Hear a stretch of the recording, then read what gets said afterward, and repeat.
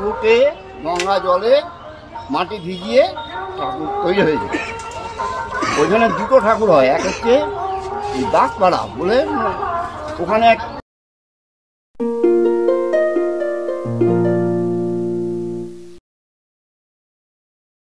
নমস্কার, স্বামী টক্স উইথ সুদীপ চ্যানেলে আপনাদের সকলকে স্বাগত। আমরা উপস্থিত হয়েছি আউশ গ্রামের কেওতলা গ্রামে। প্রতি বছর একদিনের কালী পুজো উপলক্ষে লক্ষাধিক মানুষের সমাগম হয় এখানে। রক্ষাকালী মায়ের পুজোর বিশেষত্ব হলো একদিনেই মায়ের মূর্তি তৈরি করা হবে, সন্ধ্যায় মাকে নিয়ে এসে পুজো করা হবে, পুজো শেষে মাকে বিসর্জন দেওয়া হয়। কেন শুরু হলো এই পুজো, আমরা কথা বলেছি এখানকার পুজো উদ্যোক্তাদের সঙ্গে। তা জানতে অবশ্যই ভিডিওটি দেখুন। এই পুজোয় স্থানীয় কেওতলা গ্রামের বাসিন্দারা ছাড়াও ভিড় করেন আশেপাশের বহু মানুষ। পুজো উপলক্ষে বসে মেলা। কেমন করে দেবীকে নিয়ে আসা হয় মণ্ডপে তার কিছু চিত্র আপনারা এখন দেখছেন। পুরো ভিডিওটি দেখার অনুরোধ থাকলো, আর আমাদের চ্যানেলটি সাবস্ক্রাইব করার অনুরোধ করছি।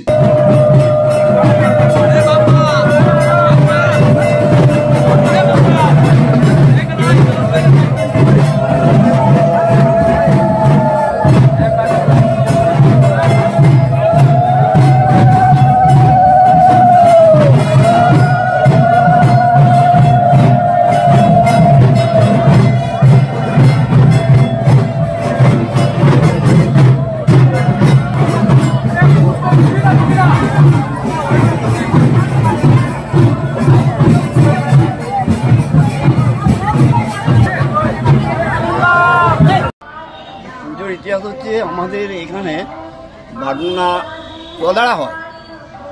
পদেড়া হচ্ছিল তখন আমাদের মানে কী হলো ঠাকুরদারা তখন ঠিক করলো এখানে শ্মশানকালী পুজো করা। শ্মশানকালী সেই রক্ষাকালী পুজো সেই থেকে আরম্ভ। এটা প্রায় আজকে ধরুন প্রায় 200 বছর বেশি। হ্যাঁ, সেই থেকেই এই পুজো হচ্ছিল। আচ্ছা, পুজোয় কি কোনো বিশেষ রীতি আছে? রীতি বলতে আমাদের এই প্রচুর লোক সমাগম হয়। হ্যাঁ, আগে সব বাজি টাজি ফুটতো না, এখন সব নতুন নতুন সব কিছু হচ্ছে, বাজি ফাজি সব। আর একটা শুনছিলাম যে আজকেই মূর্তি করে আজকে, ওইটা একটু বিষয়টা বলুন একটু। আজকে সকালবেলায় ঠাকুরকে গঙ্গা জলে মাটি ভিজিয়ে ঠাকুর তৈরি হয়েছে। ওইখানে দুটো ঠাকুর হয়, এক হচ্ছে দাসপাড়া বলে ওখানে এক দু মন, ওখানে একটা, আর আমাদেরটা হচ্ছে বড়, ওদেরটা হচ্ছে ছোট। একসঙ্গেই পুজো হয় প্রতি বছর একই দিন। হ্যাঁ, আর মূর্তির কি উচ্চতা বা কি কেমন? মূর্তিটা উচ্চতা হবে কত হবে, এত 1 ফুটও নয় এইটা। আচ্ছা, 1 ফুট। দুটো মূর্তি একই রকম। হ্যাঁ, আর ওইখান থেকে আমাদের গ্রামের ওখান থেকে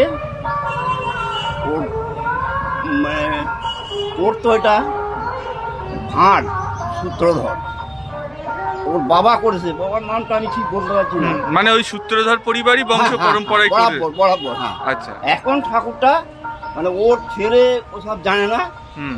এখন বিয়াসা থেকে আমাদের গ্রামে এখানে এখানে একজন আছে নারায়ণ,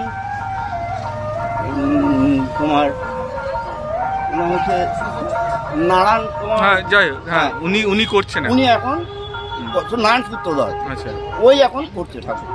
আচ্ছা, পুজো মানে মাকে ওখান থেকে মণ্ডপে কখন নিয়ে আসা হয়? ওইখান থেকে বেরোয় ধরুন ওই 7টা 7:30 ভিতরে বেরোবে। আচ্ছা, এখানে পৌঁছাবে মোটামুটি 9টা। মানে শোভাযাত্রা করে পুরো নিয়ে আসা? হ্যাঁ, শোভাযাত্রা করে। আচ্ছা, তারপর পুজো হলো, তারপর বলিদান হয়। বলি হওয়ার পর তোমার হোম হয়। তারপর তো ওই পুকুরটা থেকে ওই প্রণাম খাটা আছে, বহু লোক প্রণাম খাটে।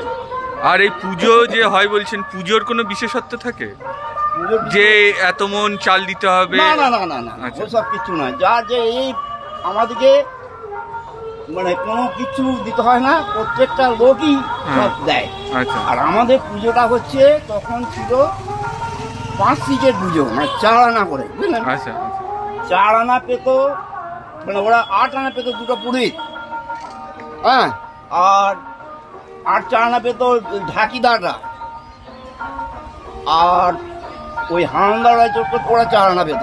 আচ্ছা এই 5 সিজের পুজো ওই ঠাকুর যে করে ও 4 আনা, আচ্ছা কিন্তু যে ঠাকুর করে সে কিন্তু কোনো পয়সা নেয় না, ওখানে অনেক পয়সা পড়ে, ওই সব আমাদের ওই ফান্ডে সব জমা করে। আচ্ছা। আর আমাদের এখানে আর বলি কটা হয় ছাগল? ছাগল একটা, আচ্ছা একটা ছাগল আছে এবছর গড়ে, হুম, ছাগলটা ওজন আছে 36 কিলো, হ্যাঁ। আর আমাদের ভাটগোনা খেয়াল সঙ্গের ওখানে ওইখানেই লোকজন খাওয়ানো হয়, ওই প্রায় 3000 মতন লোক খায়। আচ্ছা পুজো শেষ হতে হতে কতক্ষণ সময় লাগে? পুজো শেষ হতে মোটামুটি রাত 1টা। আচ্ছা তারপরেই কি? হ্যাঁ এখান থেকে সমস্ত মালপত্র গুটিয়ে নিয়ে গিয়ে যেতে প্রায় ওদের 3টে বেজে যায়। আচ্ছা দেবীর বিসর্জন কি তারপরেই হয়ে যায় পুজোর পর? হ্যাঁ সমস্ত হয়ে যাবে, হুম আরতি দেওয়া হয়ে গেল, আরতি দেওয়ার পর তারপরে ঘর দিয়ে যাবে আচ্ছা লাস্ট, হ্যাঁ। তারপর প্রসাদ বিতরণ এইসব মালপত্র নিয়ে যাওয়া। এই মা আপনাদের কাছে কি নামে পরিচিত? রক্ষাকালী। রক্ষাকালী নাম। হ্যাঁ। প্রতি বছর এই তিথিতেই হয়? প্রতি বছর ফাল্গুন মাসে সংক্রান্তি। আচ্ছা মানে এটা কেওতলার রক্ষাকালী পুজো। হ্যাঁ। আর আশেপাশের বহু গ্রাম থেকে তো মানুষ আসে। বহু এটা আসে থেকে বলতে ধরুন দিয়াসা, নোয়াদা, গোটা দিগনাগর, সর, 2 তেলতা, যাদবগঞ্জ, কোমরগঞ্জ, বন্যা, ঘুষকরা, হ্যাঁ সমস্ত সাইড, আচ্ছা সমস্ত লোক। আর পুজোর পরের দিন কিছু রীতি থাকে নাকি? পুজোর পরের দিন আমাদের অনুষ্ঠান হয়, এই বছর যেমন হবে অর্কেস্ট্রা, আচ্ছা বাংলা যাত্রা হয়, এইসব হয়।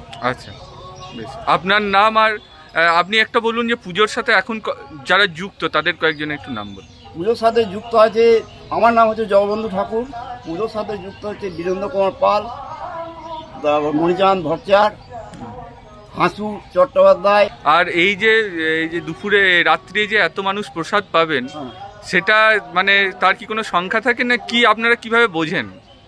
আমরা সমস্ত লোক ওরা ওখানে যায় প্রসাদ খেতে, আর এখানে যারা যারা পুজো দেয়, যাদের মোমরার ওই প্যাকেট যারা দেয়, তারা এখানে পেয়ে যায়, নতুবা এখানে যে টাকা দেয় সেই আমাদের সিস্টেম আছে টাকা, হ্যাঁ ওখানে প্রসাদ দেওয়া হয় কাল সকাল থেকে।